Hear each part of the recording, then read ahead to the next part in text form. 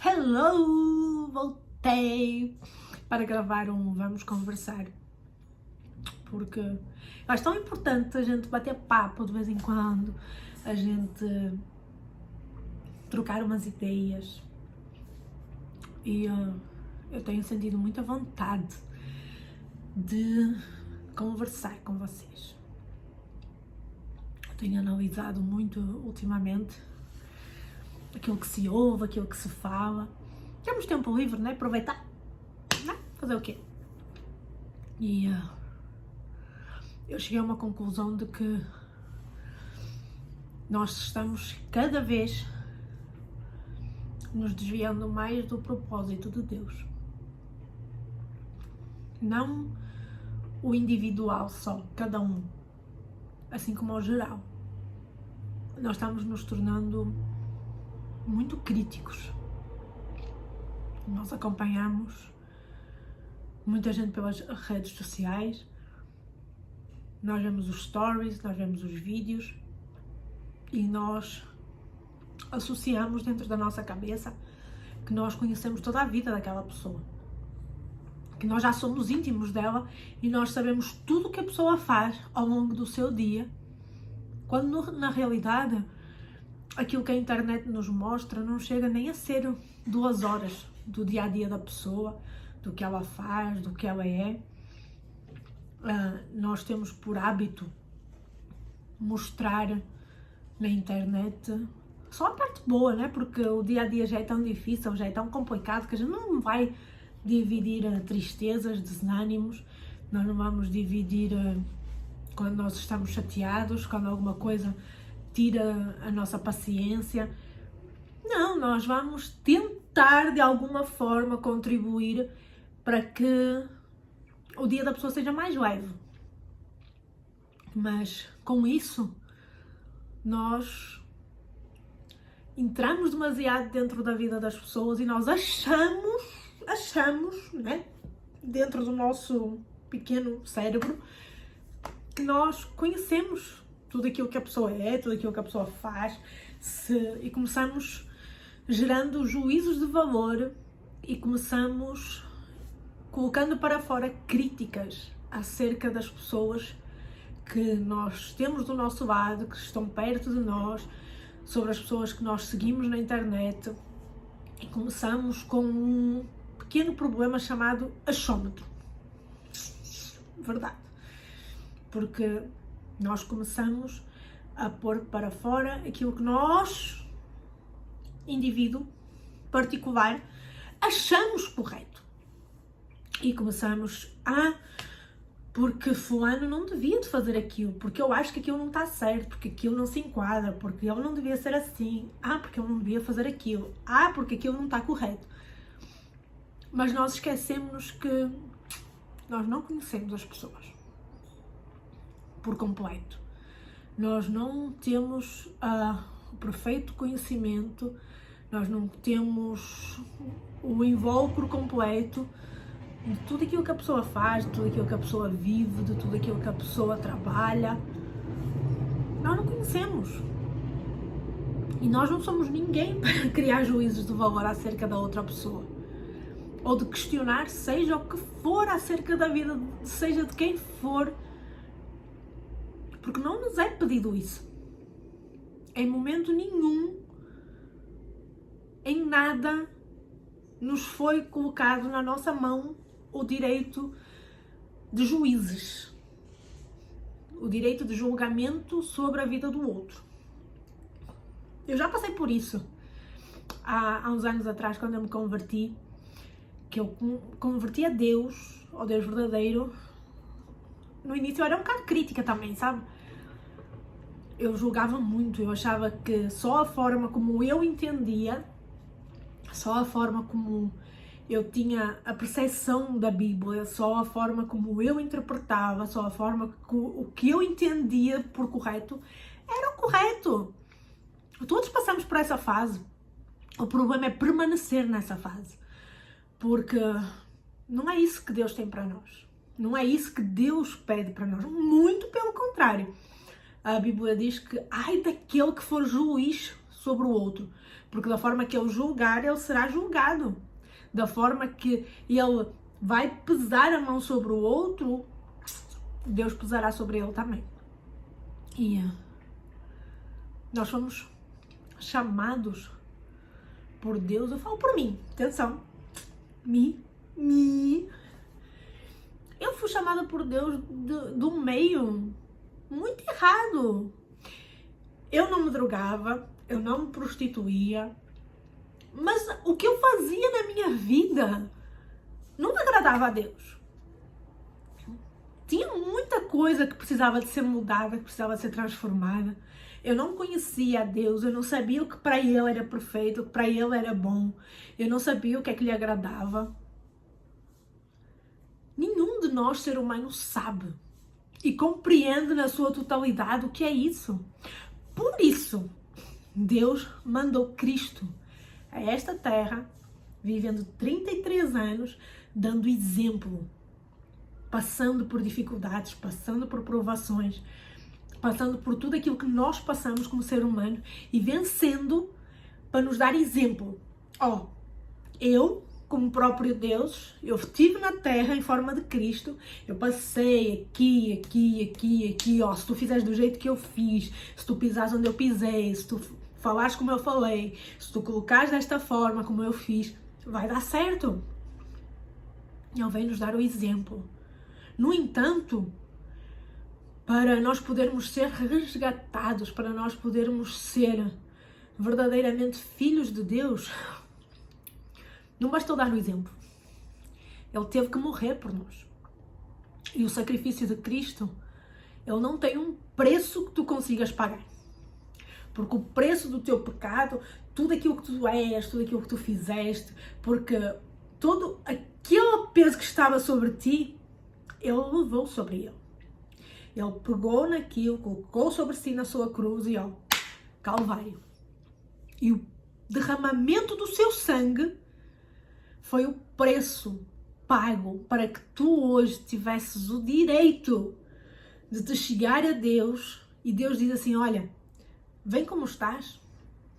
Não interessa se estás sujo, não interessa se estás caído, não interessa se tu erraste, se tu te prostituíste, se tu dormiste com mais de um homem, não interessa se tu fizeste sexo antes do casamento, não interessa se tu mentias, se tu roubavas, não interessa aquilo que tu fizeste de errado. Vem para mim, vem na minha direção. O preço foi pago em Cristo, vem que eu te limpo, eu te lavo, eu troco as tuas vestes e eu te ensino gradativamente a seres melhor, a seres como eu quero que tu sejas, com aquilo que eu determinei para que tu fosses. É um caminho árduo a se passar, é um caminho árduo que é constante aprendizado, é constantemente seguindo na direção de Cristo e aprendendo. Não há uma forma correta, 100% de fazer, a não ser aquilo que Cristo tem para nós. E eu entendo hoje que aquilo que Cristo tem para mim é diferente daquilo que Cristo tem para ti, que tem para o meu irmão da igreja, que tem para outro irmão, que tem para outra pessoa. Somos indivíduos diferentes, com crescimento. Nós crescemos em famílias diferentes, em culturas diferentes, hábitos diferentes. A nossa formação individual vai pesar, vai contar para aquilo que nós somos chamados para fazer por Deus.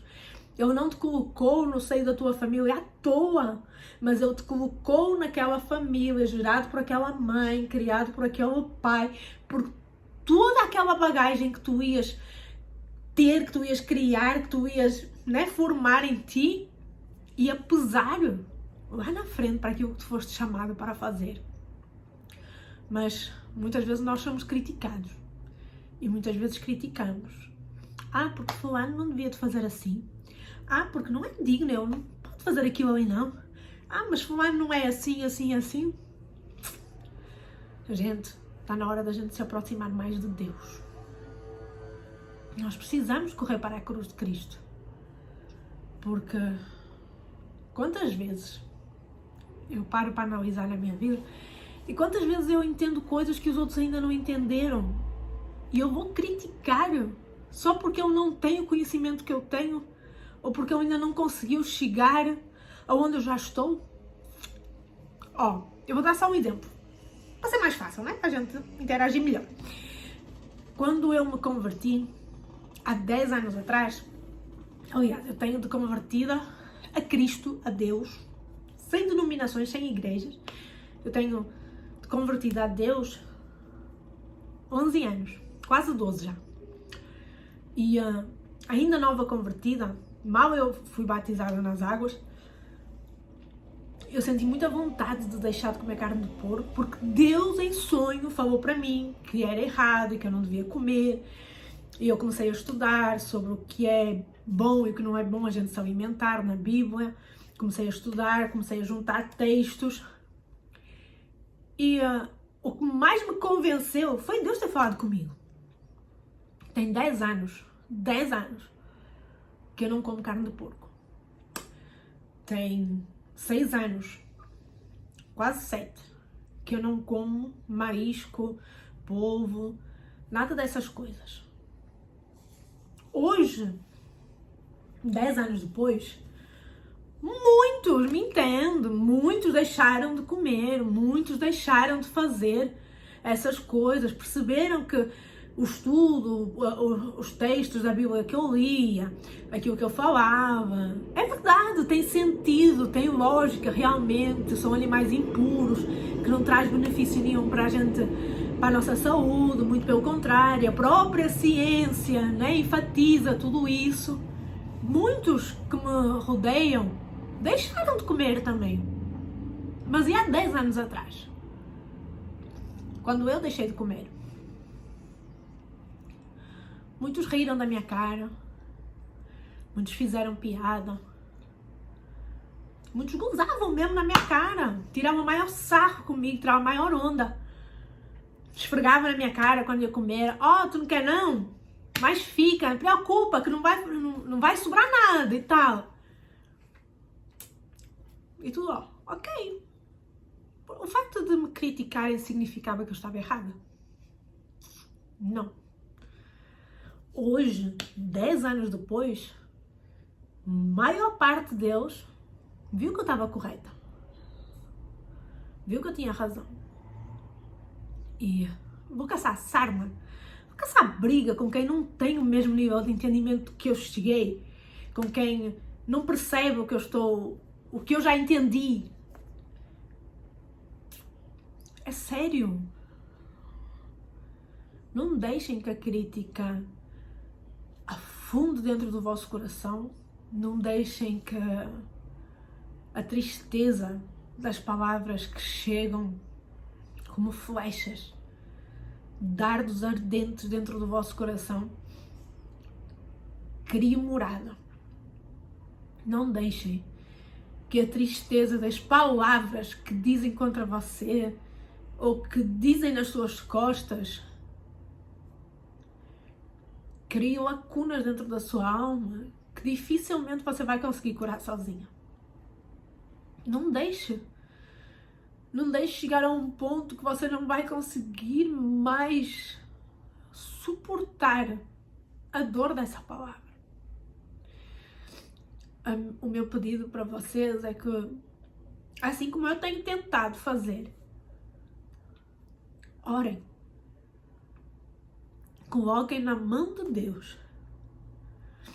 Senhor, eu sinto-me assim. Tem acontecido isto.